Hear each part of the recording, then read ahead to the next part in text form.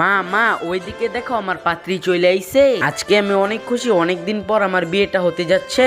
এই যে কাশেম, তুমি কি আমাকে বিয়ে করতে রাজি? হ্যাঁ চম্পা, আমি তোমাকে বিয়ে করতে রাজি। এখন তোমার বাড়িতে আমাকে নিয়ে যাও। আরে হ্যাঁ, তোমাকে তো নিয়ে যাবো, তাড়াতাড়ি চলো আমার সাথে। এই যে কাশেম দেখো, এই ভাঙা বাড়িটা হলো আমার। কি বললা চম্পা? আমি তো ভেবেছিলাম তুমি অনেক বড় লোক, এখন তো আমি দেখতেছি তুমি আমাদের থেকেও গরিব। এই বিয়ে ক্যান্সেল, এই বিয়ে কোনোদিনও হবে না। কিরে কাশেম, চলে এলি কেন?